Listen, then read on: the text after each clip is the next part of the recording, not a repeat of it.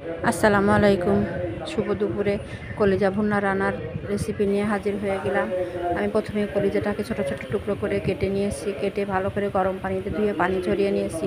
এরপর কড়াইতে তেল, ঝাল, পেঁয়াজ, রসুন, আদা বাটা, ধনিয়ার গুঁড়ো, জিরার গুঁড়ো এগুলো দিয়ে ভালো করে মশলাটাকে আমি ভাজা ভাজা করে কষিয়ে নিয়েছি।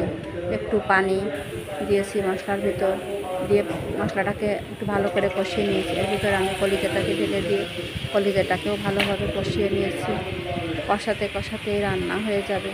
কষানোর সময় যখন কষানো প্রায় হয়ে আসবে তখন আমি সব ভাজি গুঁড়া মশলা, ধনিয়ার গুঁড়ো, জিরার গুঁড়ো, গরম মশলার গুঁড়ো এগুলো আমি দিব এবং এই দিয়ে ভাজা কষাতে কষাতেই আমার রান্না হয়ে যাবে। ঝোলের পানি আমি দিব, দিয়ে কিন্তু এমনভাবেই কষাবো, কষাতে কষাতে আমার ঝোলের পানিটাও টেনে যাবে এবং কষানোর মতন করেই আমি রান্না করব। কষানো হয়ে যাবে, রান্নাও শেষ হয়ে যাবে। দেখেন।